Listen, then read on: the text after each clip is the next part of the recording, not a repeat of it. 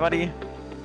Vida, Professor Nomikos, welcome. Thank you very much for participating in this podcast in the weTHINK security series. Today we will be looking at discussing energy security in the Mediterranean and Eastern Europe with Professor John Nomikos and Vida Raciborynska as the moderator. And yeah, Vida, I would let you do the procedure. Thank you so much, Inga. Pleasure to see you both today. So, John, it's a really pleasure to see you right now here with us, and I would like to introduce you to the audience. So, Professor John Nomikos is the director of the Research Institute for European and American Studies in Athens, Greece, and you're also the chairman of the European Intelligence Academy and founding editor of the Journal of European and American Intelligence Studies. So, great journal. I always like to read this journal. And you specialize in energy security, Black Sea, Eastern Mediterranean region, NATO security, hybrid warfare, and critical infrastructure. You were working in the United States, in UK, Germany, Finland, and Norway. So that's a really extensive bio. Thank you so much for being with us. So since you're working on all these security challenges and energy security, I would like to ask you the first question. How do you assess today's security environment? What are the current challenges in the field of energy security? Thank you. Good morning from Athens, Greece, Vera and Mr. Ingo. Also, I do really appreciate to share my knowledge with you. It's a pleasure and an honor for me. Going on to the first question, how do I assess today's security environment and what are the current challenges in the field of energy security? First of all, we have, to see what the NATO 2022 strategic concept talks about. Because as I see the security environment today, usually I have, to focus on a hybrid warfare, on advances, technology and disruptive also, and pay attention, to the malign influences. And of course, the things that we are facing dramatically since 2015 in Eastern Mediterranean and Central Europe is migration. Migration is still an issue that is going to continue no matter what. And of course, climate security and food crisis are two issues that we have to expect more challenges in the near future. So as you can see, except the Eastern Mediterranean and Central Europe that we focus today, we should, include to some extent then security, stability or instability, either one from North Africa, because many things happen there that affect Eastern Mediterranean security challenges as well as in Central Europe. So I see a lot of security challenges, coming up, and the security environment must not be as much stable as we would like to see in the coming decade. Vera. Thank you so much, John. I know that in Brussels we discussed a lot of strategic concepts, strategic compass from the European Union and also the security environment. So definitely lots of challenges to think about. So if we talk about energy security specifically and also risks that we face right now, thinking about critical infrastructure in the Eastern Mediterranean, Eastern Europe, what are those risks? Well, yes, Vera, this is a really, provocative question because about risk and security, especially in the Eastern Mediterranean and Central Europe related to the critical infrastructure. Look what happened yesterday in Kherson. Now, everybody's blaming each other, but the people suffer because they broke, the dam. So this whole area is flooding. And we have today, many lives are destroyed and many critical infrastructures have been under tremendous pressure. So as you can see, when a conflict goes on, the critical infrastructures are the first one to be attacked, which affect people's life, regardless of who is blamed, regardless of who is responsible for that. This is the second one. So critical infrastructure is number one, for the safety of the people.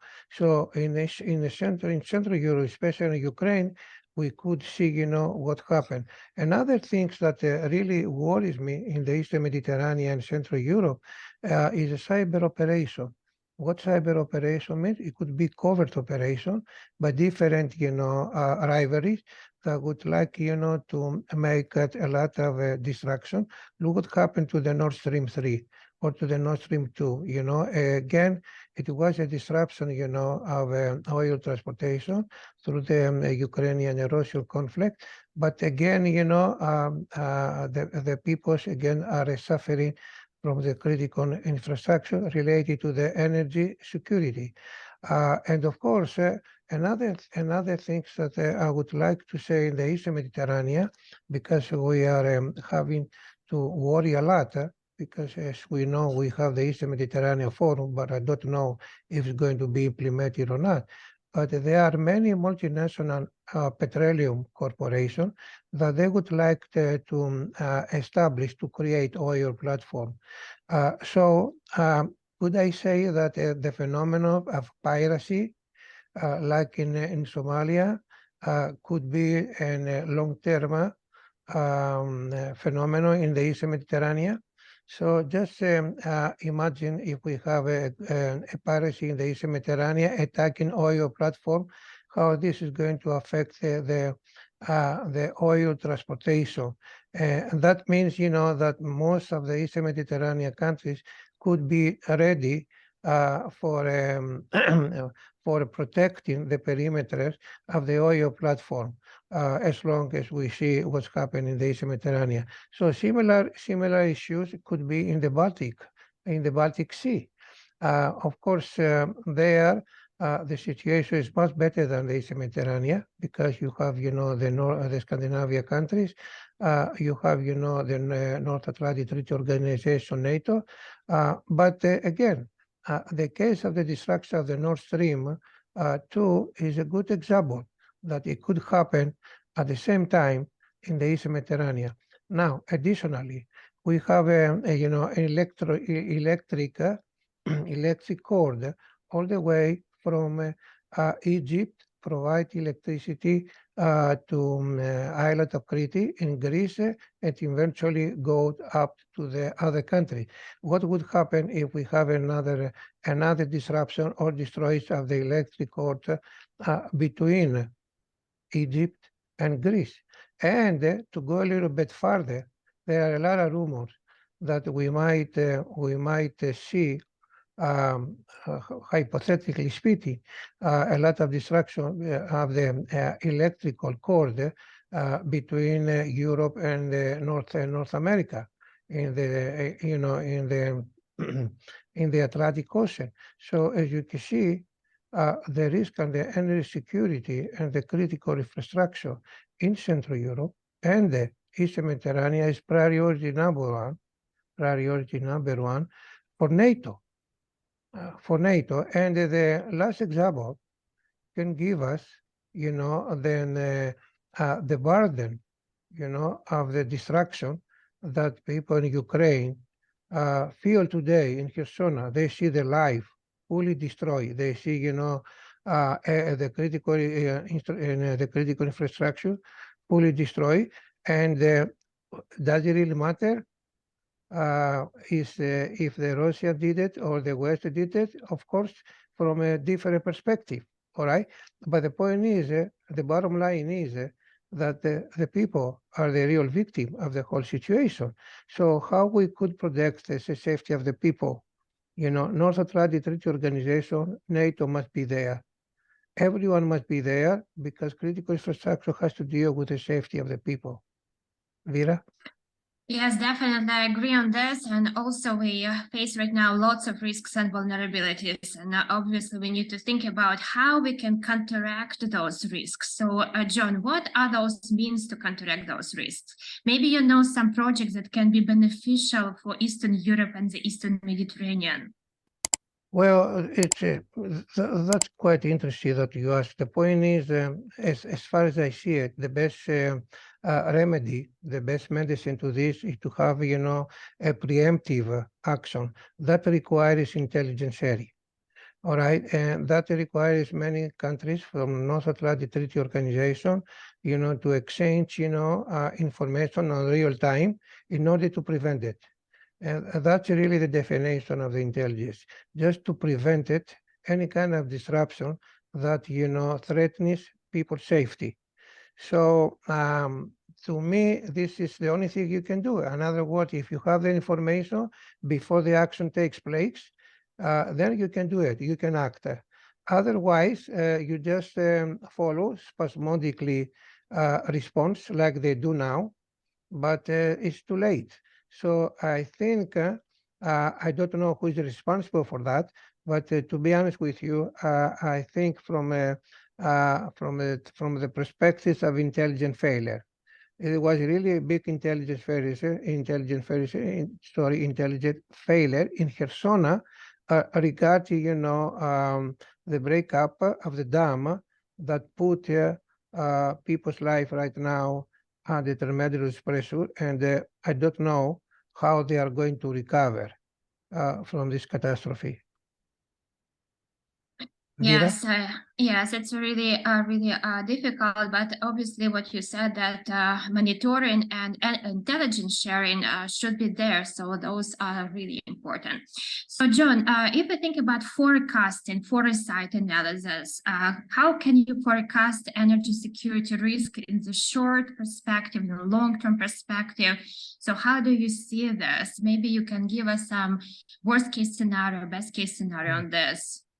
Okay, forecasting is quite challenging and provocative too, because really you can make some scenarios, but that's all. You cannot really be an academic prophet, because there is no such as an how can I say, terminology. However, if I see what's happened yesterday in Saudi Arabia, in Riyadh, also in Vienna, in Austria, the Saudi Arabia decided, you know, to decrease, you know, the exporting of oil until the end of 2024. This is going to create a lot of geo-economic, not so much geopolitical, but so geo-economic, you know, challenges and development in the region. Does that mean that Saudi Arabia decided to reduce oil by the end of 2024? The prices will go up, possibly. Does it, you know, give it a lot of pressure to the other, you know, countries that produce oil, like the African states, to be, you know, under, you know, tremendously pressure regarding the prices? Possibly, yes. Who's going to win in, you know, from this OPEC decision that Saudi Arabia decided voluntarily, you know, to reduce the oil transportation to the other countries, especially China, and you know, that needs urgently oil. Who is going to win from that? Possibly United Arab Emirates. So what they are going to do, they wanted to really enhance, to support Gulf state in order to stabilize the prices and to support each other. Especially the United Arab Emirates is going to be a winner, because they have the capacity now to increase, you know, the barrel of oil exporting. The African countries who produce oil are losing a lot, and this is going to affect also, you know, the Eastern Mediterranean, because we don't have another alternative.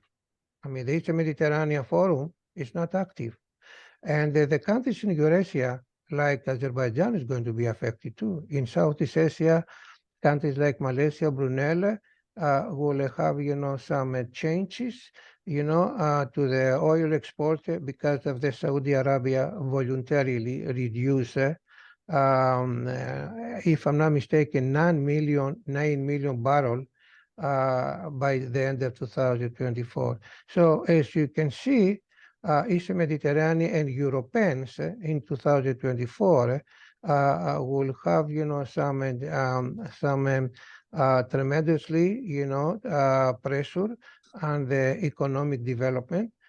Many people might see it, practically speaking, the prices of the electricity bill goes up.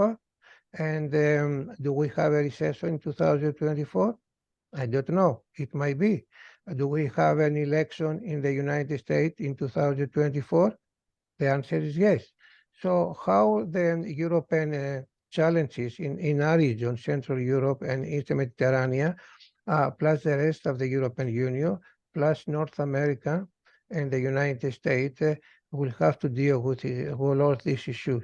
So what the Saudis, as a scenario, as a real scenario yesterday, decided to do that, it might have a long-term forecasting, effect and strategy to all of us. Vera? Yes, definitely agree on this. So we need to think about long-term perspective and also relate all these risks right now, vulnerabilities right now. So John, if we think about some energy projects that can link, for example, the Eastern Mediterranean, Eastern Europe, what are those projects? Maybe you know something ongoing on, or also maybe some countries as Azerbaijan can also assist in these projects, energy projects. Well, to be honest with you, I don't really know any big project dealing with oil, petroleum, energy security. Yes, I've been to Azerbaijan beginning of May. It's a country that is very active on oil energy. Azerbaijan really tries to be an alternative route to Europe and exporting oil to Europe through Turkey to Greece, Bulgaria, Albania, all the way to Hungary, Budapest. So they are, having this project, they are very enthusiastic how they can provide it, the exporting as another way to reduce, Russian exporting to Europe. In other words, they would like to have more routes for European state and not to have a monopoly from Russian goods to European countries. So, but again, we have to wait to see. We have to wait to see how this is going to be implemented and how this is going to be a realistic approach. So the Azeris are having this project, but like I said before, we have to wait to see, because right now, realistically speaking, we see, Russian oil goes to Europe. The Eastern Mediterranean Forum is not implemented yet. And the countries that produce oil right now is the Gulf state, Algeria, Libya, and all these countries in North Africa, they feel a lot of security challenges. Libya has a civil war, and Algeria is not so stable as we could imagine. Vera?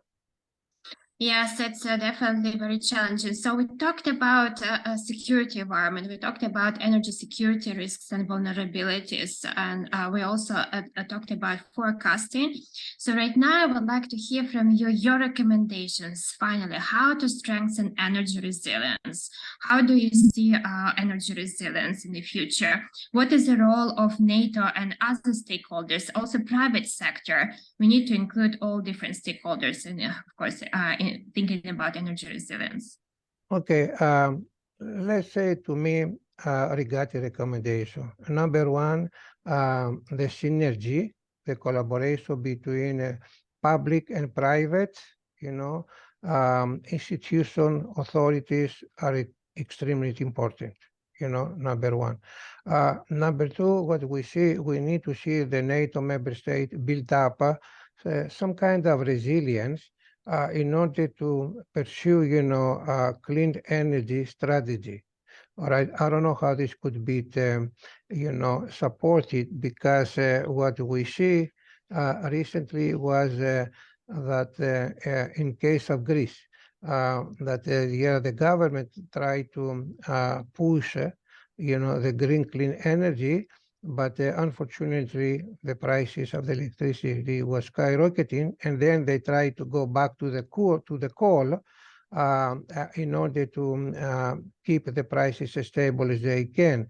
So they just experimented, but according to my opinion, it was a big mistake because people could not really keep up with the prices of the electricity bill, and they changed, the middle class budget. This has happened in Greece, but this has happened in many European countries. So what we see in the United States, also in Europe, they think to see how they can go back to the coal and to create another alternative, another fossil. I think moving from coal to the hydrogen is much, much better, but this is going to be a long term.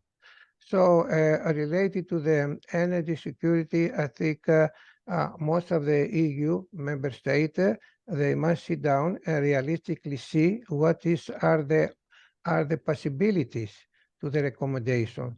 Do we need a coal in order to keep stable prices? Yes.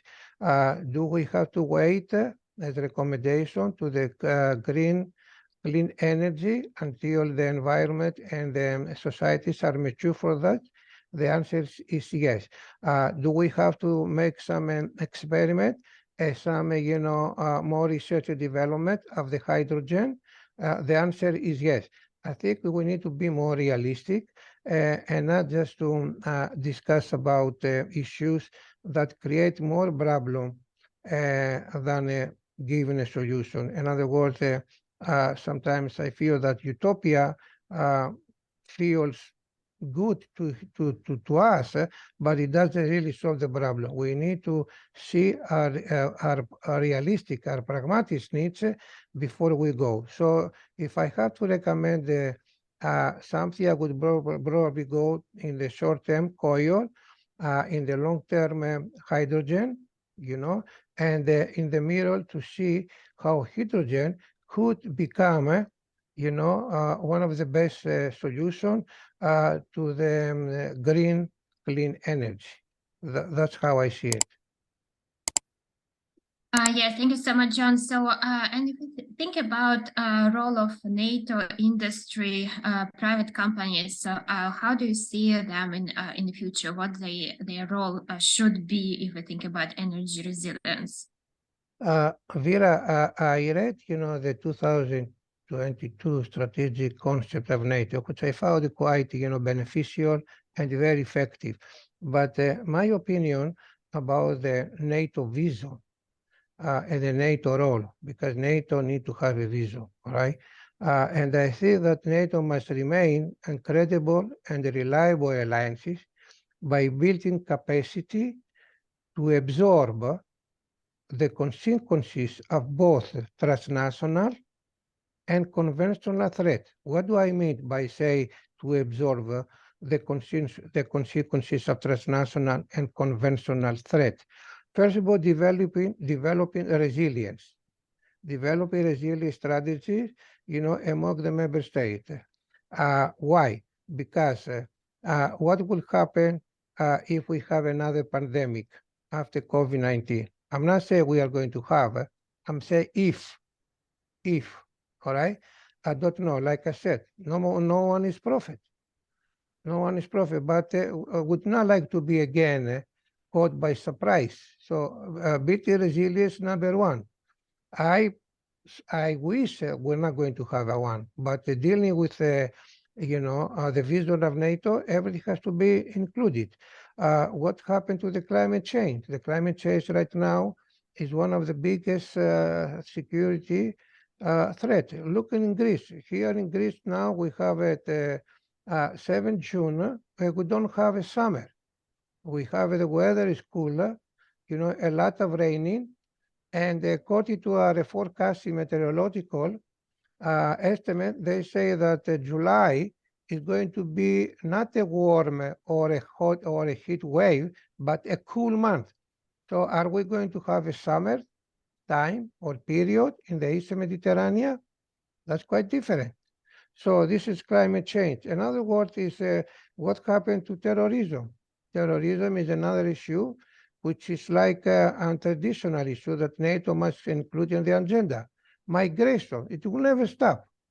As long as we have dehydration and food crisis in Sahara, in Sahel, and in countries like Mali, Chad, all these people sooner or later would like, to move because of survival, to places that they have a better way of life. And who is this area? Possibly Mediterranean.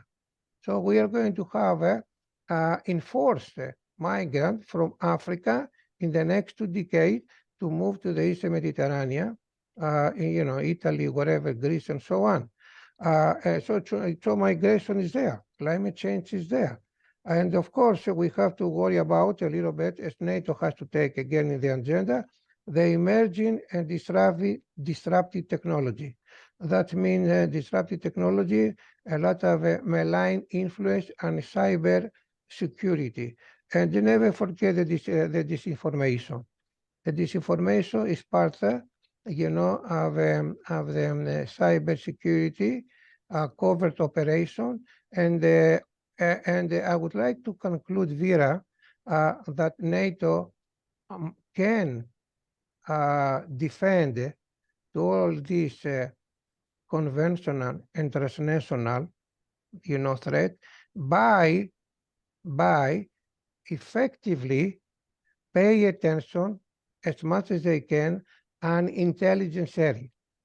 The best tool, to deal with all these threats, the absorption of the consequences of transnational and the conventional threats, is to have information.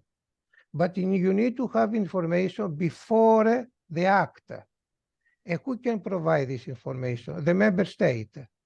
So the member state need to act collectively on sharing information, all right, in order to build resilience for the safety of the peoples in the Eastern Mediterranean, Central Europe, European Union, and in generally, in our societies. So for me, you need to persuade all the members that sharing information is for the benefit for everyone. Even though I do realize that sometimes sharing critical information is not easy, but keeping for yourself, creates more problem that you can imagine, because, the problem, that you might see to some other country by keeping this information is going to touch you sooner or later. So share information with your other partner in order to save everybody's life, including the country that they have this information. Vera. Yes, thank you so much, John. Definitely, we need to anticipate security challenges and risks. And of course, intelligence sharing is crucial there. That's why we need to think about how we need to do it all together. Thank you so much, John. It was a pleasure talking to you today. And of course, thank you for sharing your views. Thank you very much, Vera. Thank you very much, Ingo. Can I, from my side, have a few follow-up questions? Yes, Ingo, you can.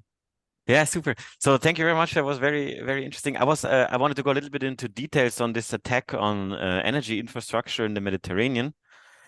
Do you see, do you have some suspicions, or do you see maybe any potential threats increasing in the future? So is that going to be more state or non-state actors? And is this maybe going to use the same mechanism as saw on the Nord Stream platform, maybe unmanned vehicles on the cables and pipelines, or still gonna maybe focus more on land infrastructure, like the what's it called, substations? Then, or how would you see the threat maybe? Ingo, if we compare what's happening to the Nord Stream by the destroy the pipeline there, I could see quite easily a country or a non-state or any other group to destroy, the electrical cord, between Egypt and Greece. This is a threat that it could take place, and from any country that would not like to see the electricity moving from North Africa to Europe. Another thing is that if, like I said, in a critical infrastructure, there are right now many multinational oil corporations like Eni, like Shell, that are taking place in Cyprus, in Israel, in Greece, and in Egypt. So related how they are going to make the digging and put some platform. So you know who is there who do not like to see the emergence and the growth of this development. There are many countries that they don't like to see that. One of the countries that's going to affect its oil prices policy and lose some money is Russia. The Russian Federation would not like to do that. That's why they are very quite involved right now in Algeria, in Libya, and in Sudan. Maybe the Russian armed forces are not there, but paramilitary groups like Wagner is active in the region. So the Russian would not like to see this kind of developmental energy security project to go on. So what I see right now, Igor, as a possibility, as a risk to have a parallel experiment similar to the Nord Stream is the disruptive between Egypt and Greece regarding, the electrical cord, or if they are going to have in the near future some pipeline all the way from Cyprus to Greece, from Israel, Cyprus, Egypt to Europe. That's another issue that we have to take care. But this is hypothetically scenario that we have to take into consideration because they are under construction, which it's not really like in Central Europe that there is a pipeline all the way from Russia. You go to Ukraine, to the Nord Stream, to the Baltic States. They are there, but in Greece we can learn. Sorry, the Eastern Mediterranean, including Greece, we can learn from what's going on in the Central Europe, and especially how Russia behaved to Ukraine and to the rest of Europe. This is the best practice for us in Eastern Mediterranean.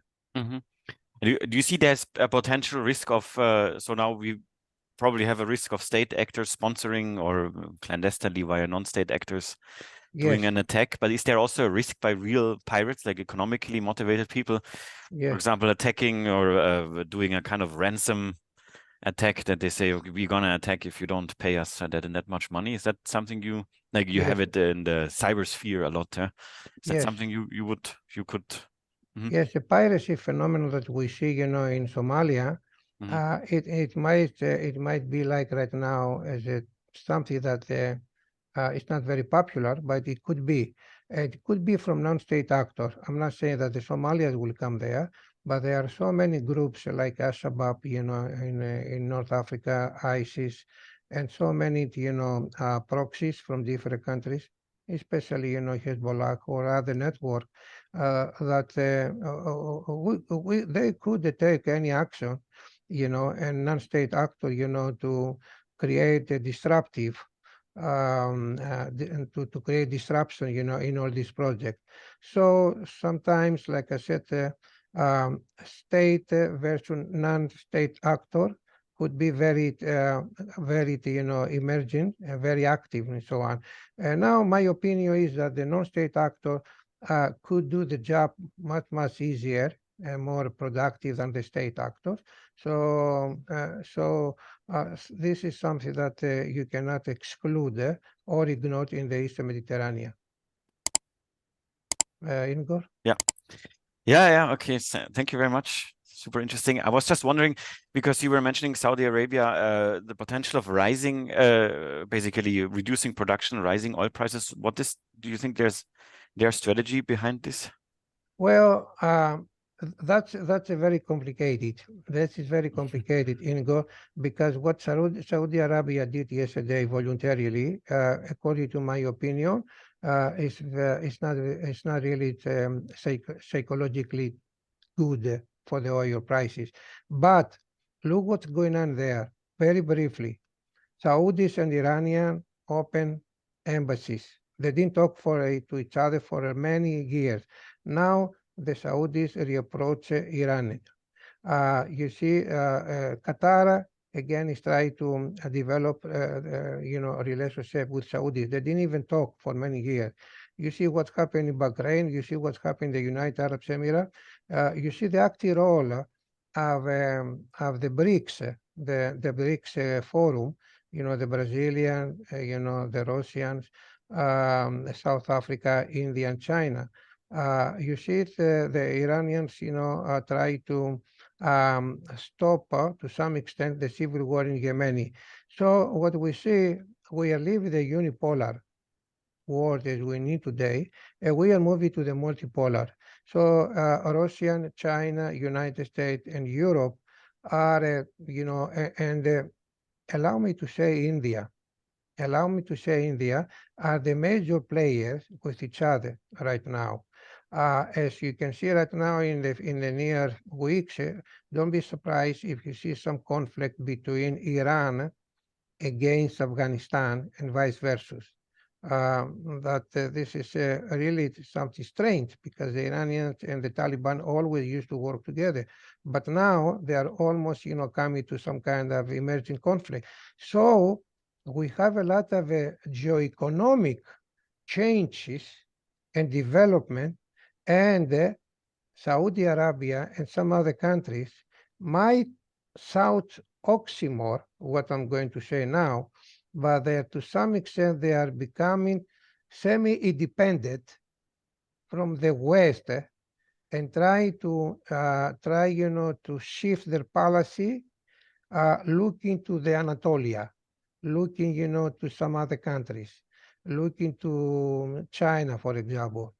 So Saudi Arabia now, by taking this decision voluntarily, might want to push economically the Gulf state and pass a signal to the other players, including the West, that we are here and we can have our own independent and sovereign policy and not, listen as we used to in the past to the West or to some other powers. So things are changing dramatically, and the fluidity in the region is quite big. As you can see, Ingo, the collaboration between Saudi Arabia, Iran, China, and Russia. I mean, can you imagine that China came to the Balkans to give some advices to Serbian against Kosovo? Just an example. Ingo? Yeah.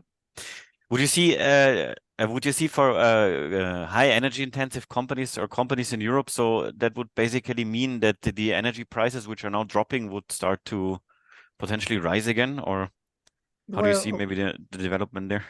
Well, I'm not expert on oil energy, but from what I see and from what I read in Saudi Arabia, for sure, the reduction of the Saudi's oil, by the end of 2024, might have impact on energy security in Europe. If we do not find another alternative, to provide to us the loss of the Saudi Arabia oil. Now, is Azerbaijan an alternative? I don't know. I was just wondering, because you were talking also about coal, that there's maybe would be a short time possibility for balancing the prices. Is that not something that where maybe nuclear might be a better solution? Or yeah. Yes, that's true, Ingo. Nuclear plants could be a solution to the problem, but I don't know how how safe is in Eastern Mediterranean. You know why? Because we have a lot of earthquakes. You know, okay. That's not good. you know, Nuclear plant. the Eastern Mediterranean is full of earthquakes. Now, in Akuya, that Turks want to have a plant, it gives a lot of strong earthquakes. So what happened? You know, I mean, you see what happened in Japan, in Fukushima. Yeah. Remember what happened there because of the earthquake and the tsunami? They have a lot of links. Radiological links. So I don't think so that in the Eastern Mediterranean is a good idea to go to build nuclear plants when the earthquakes is like between 6 and 7 Richter. So this is something that really worries us. Yeah, understandably. Last thing about the intelligence sharing, interesting topic, of course. Do you see any the current mechanism in the EU / NATO which might be different, working well, and could there be any concrete maybe steps to improve that, maybe additional platforms or initiatives? Well, I think the only institution that really produce substantial and critical intelligence areas is the North Atlantic Treaty Organization, NATO. Of course, there are a bilateral relation between Balkan states and Central Europe, because as you know, Igor, when you deal with intelligence studies or intelligence area, it requires a lot of trust. A lot of trust. So and a lot of chemistry too among the people who share the information.